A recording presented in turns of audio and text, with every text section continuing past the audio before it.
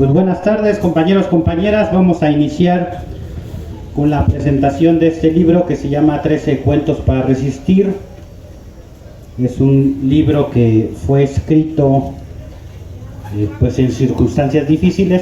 Voy a leerles la introducción para que tengan un poquito del contexto de cómo se escribió y desde dónde se escribió. Dice: el 13 de agosto del 2001 fue un día que marcó parte de mi vida.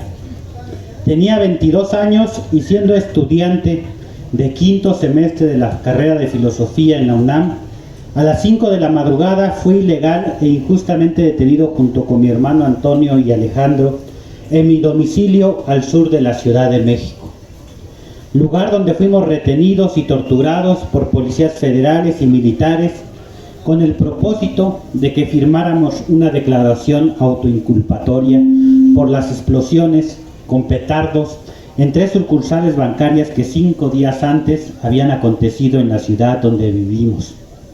Explosiones que, por supuesto, nada tenían que ver con nosotros.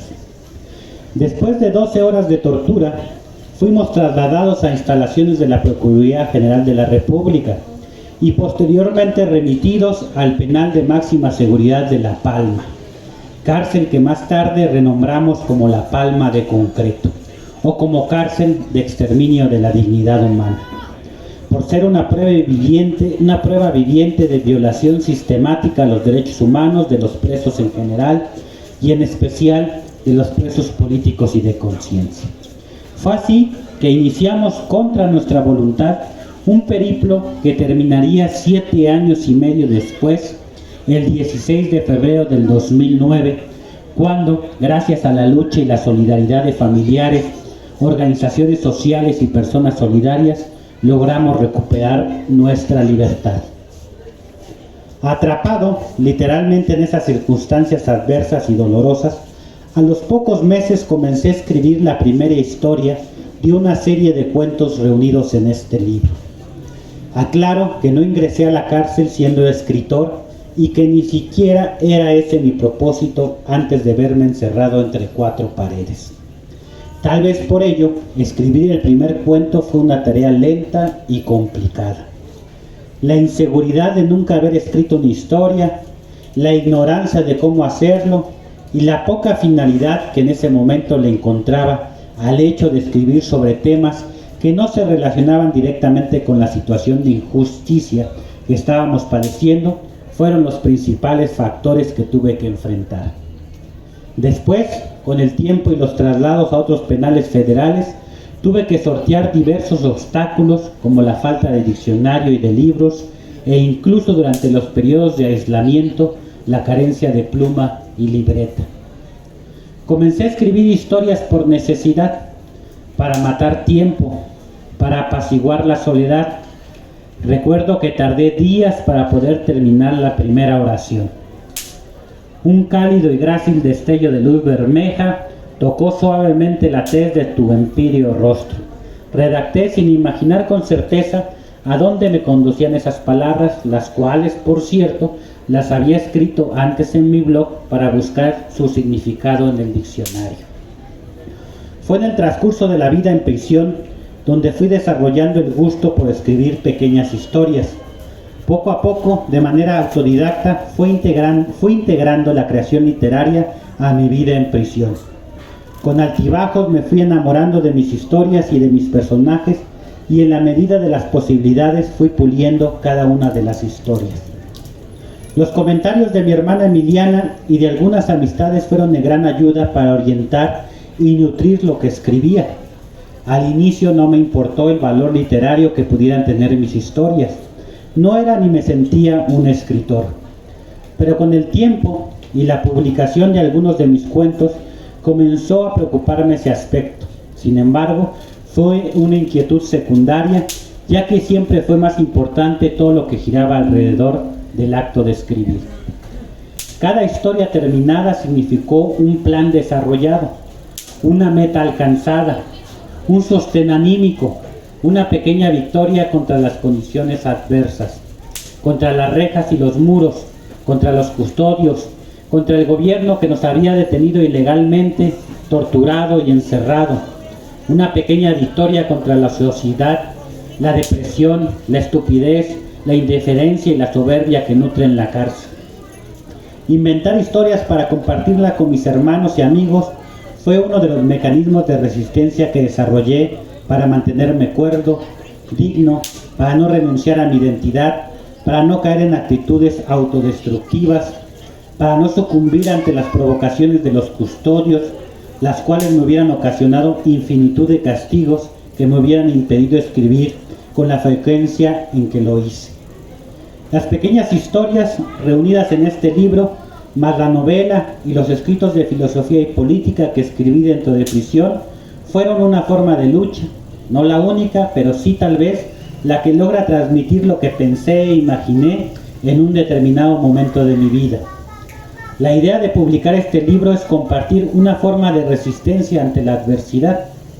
Tentado estuve de reescribir los cuentos a la luz de las insuficiencias que ahora en libertad se me hacen evidentes, pero no quise hacerlo, puesto que con todas y sus carencias literarias fue lo que escribí dentro del penal, reflejo de las condiciones adversas y de mis carencias y virtudes personales. Finalmente, quiero agradecer a todos aquellos que en algún momento de nuestra injusta prisión o durante toda la sentencia lucharon por nuestra libertad, en especial a mi hermana Emiliana, a mi única crítica literaria por muchos años, a mi hermano Francisco, a mis hermanos Antonio y Alejandro, y a todos los que integraron e integran la Organización de Derechos Humanos Comité Cerezo México. Dejo en las manos del lector 13 cuentos, pequeñas historias escritas en prisión. Juzguen como consideren, por el momento yo he cumplido. 22 de enero del año 2010, Héctor Cerezo Contreras, presos ayer, libres siempre. Esta es la introducción de este libro que reúne 12 cuentos escritos en diferentes años, desde el 2001 hasta el 2009, cuentos que escribí dentro de la prisión en diferentes cárceles, algunos en el penal de máxima seguridad de Almoloya de Juárez, otros en el penal de Puente Grande, Jalisco, y los últimos en el penal de Atlacholoaya, Morelos, allá en ese estado, es en la cárcel de mediana seguridad. Entonces pueden encontrar en este libro, no creo que nada más uno o dos de estos cuentos hablan de situaciones dentro de la prisión, los demás son otros temas, temas sociales. Entonces hay un cuento que se llama Clara de Noche, otro que se llama Ojos Negros, otro que se llama La Posada, El Ausente, La Culpa, Julio Sandoval, Ella, La Esfera, Me mandó llamar licenciado, La Contorsionista, El Nanche, La Fuga del Travieso, La Hoja en Blanco. Y pues son cuentos, algunos muy cortitos de 2-3 páginas, otros ya mucho más largos, que también a su vez me permitieron posteriormente pues también escribir una novela dentro de la prisión, una novela que se llama Un mal lugar para quedarse. Entonces pues agradezco al Frente Nacional de Lucha por el Socialismo, a todos los compañeros y compañeras por darme la oportunidad de presentar este pequeño libro, 13 cuentos para resistir. Pueden aprovechar que están en su estancia en este plantón para poder echarse un cuentito por día. Y es un libro que, a diferencia de otros materiales, sí tiene un precio. Este cuento es este libro cuesta 100 pesos, 50% va para el frente, 50% va para recuperar el costo de impresión.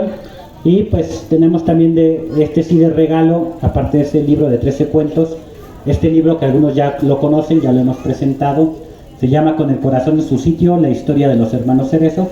Para quienes se preguntan por qué existe esa organización de derechos humanos que se llama Comité Cerezo, Cerezo con Z, no con S, porque el mal chiste de los presos decían, esos Cerezo que están en el Ceferezo, ¿no? Así, pues sí se parece Cerezo a Centro de Adaptación Social, pero es Cerezo con Z. Entonces viene el origen de cómo sufrimos la injusticia, pero luego nos organizamos y constituimos una organización de derechos humanos que actualmente apoya pues a víctimas de la represión política, y las apoya sin ningún costo, sin cobrar absolutamente nada.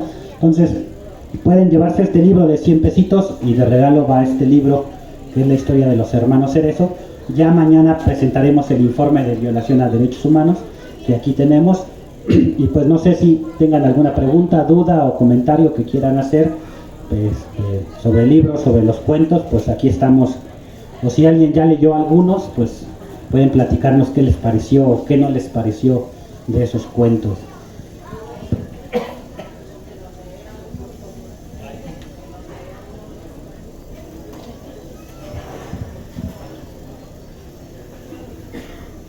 No son cuentos muy candentes, así que sí pueden escucharlo los niños y las niñas, ¿no? Sí, agárrelo. Vamos a poner un cuento pequeñito. ¿Y llevas ese gratis?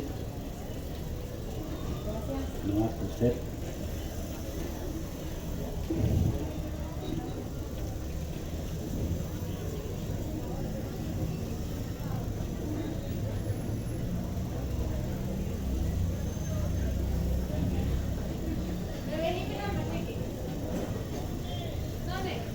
Ya iba a leer el de la culpa, pero ese no, porque es cuando me dejaron, entonces no, ese no. No quiero recordar esas cosas. ¿No? Voy a leerles el de...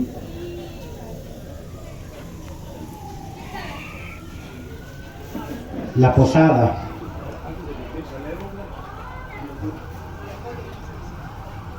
¿Ah, sí?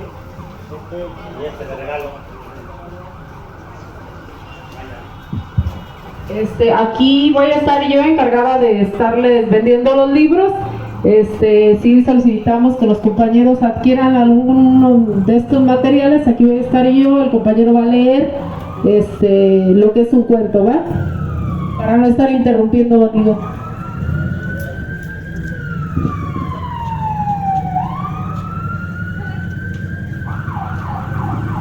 Es un cuento muy pequeñito, está escrito enero del 2002 a 1 año 5 meses de injusta y legal reclusión, escrito allá en Almoloya de Juárez, La Palma de Concreto. También, pues sí se menciona un poco en la introducción, pero por recordar que esas cárceles de máxima seguridad son cárceles de aislamiento, ¿no? Ahí no hay el problema de sobrepoblación, sino son cárceles de aislamiento donde te dejan ahí 23 horas al día en una celda. Nada más sales, si bien te vas 50 minutos a tu patio al sol, y todo el resto pues es el dentro de la celda. No tienes actividades, no tienes trabajo, no tienes educación, es todo el tiempo a estar encerrado. Entonces dice, este cuento se llama La Posada. Dice, una ventisca de aire fresco entró por la ventana de la celda, tocando con suavidad la parte superior de mi rostro. Estoy despierto. A lo lejos escucho el ruido que produce una pelota al ser constantemente botada en el piso. Seguramente en algún módulo están jugando con ella. Mastico el tiempo, rumiando ideas y recuerdos, dejando escapar sueños moribundos entre las cobijas y la almohada. Pasos. Alguien se aproxima. ¿Quién será? ¿El guardia? El que camina no trae botas. No, no puede ser el guardia. ¿Quién será? ¿Quién será? El tonka se asoma a mi celda. Trae consigo un silbato en la boca y una bolsa de dulces en la mano izquierda. Lo acompañan el Cobra y el Raymond. Los tres me clavan una mirada de asombro. Uno de ellos me pregunta del porqué de mi ausencia en la posada. Dieron tamales y ponche, dice otro. ¿Había posada? Pregunté como si al verlos no me hubiera dado cuenta de ello, como si no hubiera escuchado la algarabía que salía del comedor. No me di cuenta, nadie me avisó, les dije. Mentira, mentira. La verdad me dio mucha hueva ir. Dile al guardia que te dé chance. Todavía falta otra sección. Efectivamente viene el guardia. Tal vez si le digo, suplico, imploro, me permita bajar a la otra posada. No, no. Que chinguen a su madre con su pinche posada de mierda. Hoy no tengo humor para ello. Prefiero seguir pensando en qué pensar. Así al menos aprovecho este momento de calma y sosiego que rara vez encuentro en esta pinche cárcel. A lo mejor el próximo año sí baje por el tamal y el ponche, un pinche tamal y un pinche vasito de ponche, o a lo mejor baje a saciar la curiosidad de observar cómo una bola de presos se transforman en serafines. al mismo tiempo que prenden su vela y entonan villancicos. Por lo pronto voy a cerrar la ventana. Tal vez pueda dormir un rato. Para ser sincero, me siento un poco cansado, ¿no? Entonces ese es uno de los cuentos cortitos que pueden encontrar. No les voy a leer todos porque si no ya no van a comprar el libro. Y ya los últimos cuentos pues ya son más largos, más elaborados, ya tienen un sentido más social, menos individual, más político, ¿no? Y tal vez les veo un pedacito de otro cuento que tiene otro estilo, ¿no? Se llama El Nanche. Dice: teniente, ordene mi coronel, traiga al detenido, quiero interrogarlo personalmente. Sí, mi coronel. El coronel sacó un puro de la bolsa de su camisola, lo encendió y esperó sentado sobre su escritorio a que se cumpliera su orden. Tenía curiosidad de saber el motivo por el cual el detenido había matado de esa forma tan brutal a Hipólito Díaz, un campesino de la región que según sus fuentes era respetado por la gente del pueblo. El teniente no tardó en regresar con el detenido. Venía con un sargento y otro soldado raso. Entró a la oficina arrastrando el cuerpo maniatado del Nanche, el cual era conocido de esa manera por su afición al licor que produce esa pequeña fruta amarilla al fermentarse. Sin levantarse del escritorio, el coronel se quitó los lentes oscuros. Quítenle la cinta de la boca y siéntenlo en la silla, ordenó mientras examinaba la fisonomía del campesino buscando un rasgo especial, distintivo en ese rostro amorotado, que le indicara qué tipo de hombre era ese con quien iba a tratar. «¿Así que tú eres el famoso Nanche?», preguntó dejando escapar una bocanada de humo. El detenido permaneció en su sitio, callado. El teniente se acercó a él y lo jaló del cabello, zarandeándolo de un lado a otro. «¿Qué no oíste que te está hablando mi coronel? Contesta si no quieres que te volvamos a partir tu pinche madre». «Ah, Nanche cabrón», dijo el coronel ordenando al teniente mediante un ademán que lo desatara. «Mis muchachos están bien encabronados por los días que te persiguieron en el monte, así que mejor vamos a llevar la fiesta en paz. Nomás quiero saber por qué mataste a Hipólito Díaz. ¿Qué dices? ¿Vas a cooperar o prefiere que te deje con mis muchachos?» El detenido movió la cabeza hacia donde venía la voz del coronel. Recordó la golpiza que le habían propinado los militares a la hora de su detención y decidió romper el silencio. «Está bien», contestó secamente. «Así me gusta. No hay necesidad de tratarte como un animal». «¿Lo ve, teniente?», sonrió el coronel. «A veces no hay necesidad de ser tan rudos para que se ablanden. Quítenle la venda de los ojos y desamárrenlo para que pueda hablar a gusto». El teniente titubeó unos segundos antes de cumplir la orden. Él hubiera continuado con los golpes por los días que tuvo que perseguirlo, pero tenía que obedecer a su superior. «¿No quieres un trago para que se te quite lo entumido?», preguntó el coronel, observando cómo el detenido se acostumbraba a la luz. El Nanche, tras escuchar el inesperado ofrecimiento, mojó sus labios con febril ansiedad. Vio al coronel, pero ante la impotente figura del militar no se atrevió a contestar. Ya no le sigo porque si no se llama spoiler, ¿no? Ya voy a spoiler. Bueno, hay otros cuentos más de amor y desamor, por si les gustan las novelas coreanas o cuáles son las de moda ahora, ¿no? Si les gusta la Rosa de Guadalupe, pues bueno, también hay novelas más de que me dejó, sufrí, ni modos, ¿no? Bueno, pues esos son los cuentos. Ojalá que les gusten. Vamos a estar aquí todavía mañana. Si alguien quiere acercarse, tener uno de estos libritos, leerlo, comentarlo, pues o comentar algo. Si alguien ya leyó alguno de sus cuentos, pues pero puedes comentar algo si quieres.